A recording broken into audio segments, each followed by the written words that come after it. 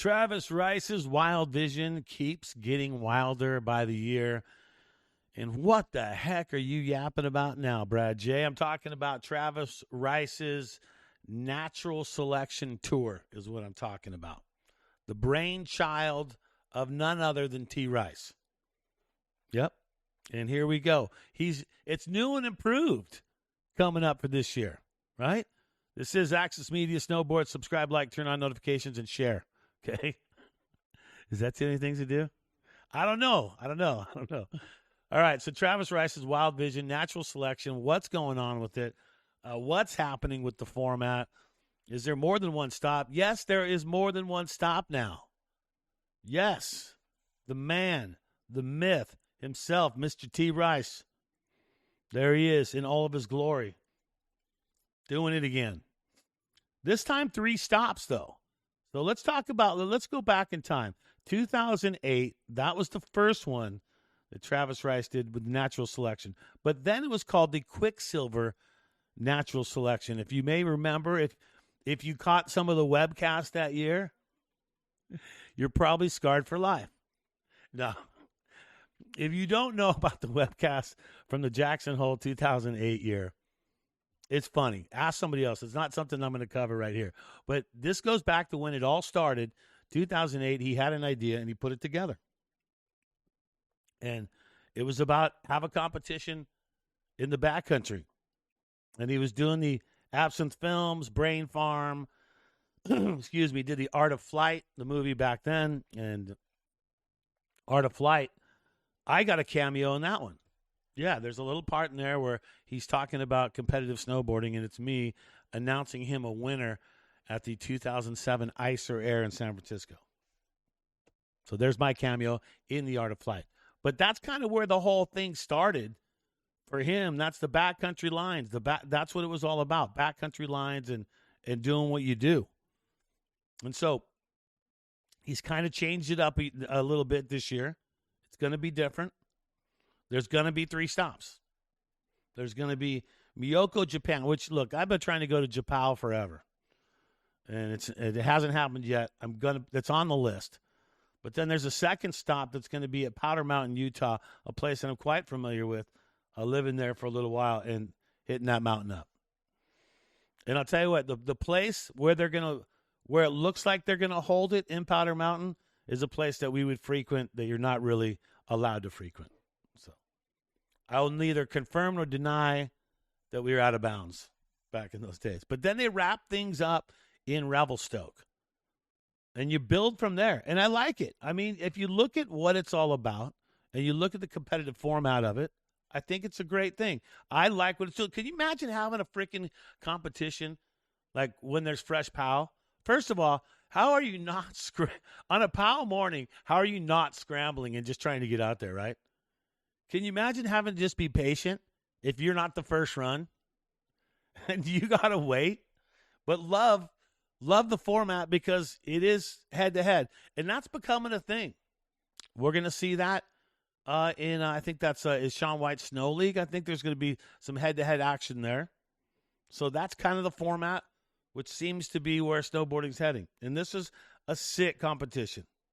Head-to-head bracket format. You'll get 2 runs each. And that's it. And Travis even said, it's a better session with more people, so he's added more to it. Possibility of other people earning spots. Now, all this comes to a conclusion March 10th through the 16th. It's a 6-day waiting period for Revelstoke to kick in for that. And that's the end right there. So live on Red Bull, depending on the day. So keep that in your mind. March 10th through the 16th.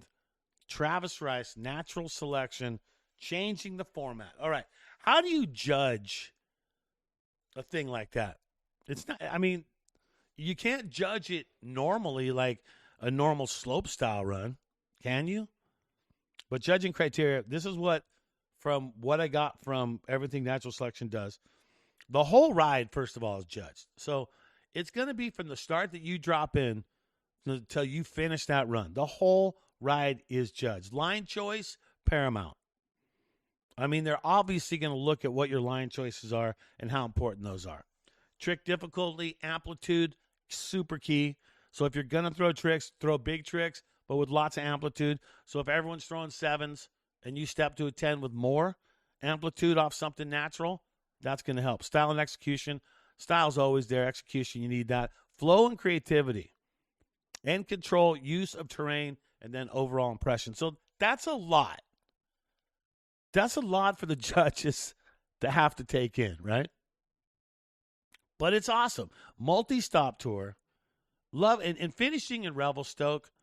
Spend a little time there. If you haven't been there, the Banff, Revelstoke area, it's something that you need to check out.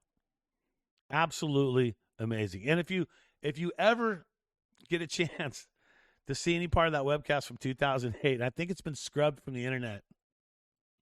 And is it 2008? Yeah, or the 9? I don't know, but it was Quicksilver Natural Selection. It was Jackson Hole. But I remember that one quite well. So however you like it, whether you're a fan of it or not, you got to look at what it's all about. And you look at quotes. You look at, here's what Liam Griffin has been in charge and running things over there for a while. Really cool guy. Worked for him at Burton US Open for a couple of years. A good guy for sure. Super Session is an evolution of what we've been building with the Natural Selection Tour, Liam Griffin said in the press release, by creating a session-based format. And that's what's cool, session-based. So you're just having a session with the bros. We're encouraging riders to collaborate and push their boundaries while maintaining that competitive spirit. It's a more natural and dynamic way to showcase the incredible talent and creativity that defines backcountry freestyle snowboarding. And it's going to be even more exciting to watch from home, Griffin said, because it'll be on Red Bull TV, and Red Bull always does a good job. And also, I think with Travis Rice, I had to say the world's best free riders will meet at 3 locations. That's what they're talking about, Utah being one of them. I love Japan being the first one. Powder Mountain, if you don't know about it, I don't want to spread the news because locals will get mad, but this is going to put it on the map big time. It's already been on the map, but it's going to get on the map even more now, right? The result determines from those 2 events, for those 3 events, determines who goes to Revelstoke, right? And like Travis says, let's be honest, a session is better with more people, right? That's awesome, right? When you bottle up the energy of these riders, you never know what you're going to get. And you don't, because you get so many different style of riders that are there. It's not just your average, it's a POW rider or whatever. It could be an old park guy. It can be a retired pro. It's a backcountry person. It can be anyone. And they've done a good job of filling the lineups every single year. So look forward to see the new and improved Natural Selection. The format has changed a little bit. You got multi-stops all culminating and finishing up in Revelstoke as well as they should be too. So there you go. Access Media Snowboard. I'm Brad J. Thanks for tuning in. Subscribe, like, share, and I'll see you on the hill.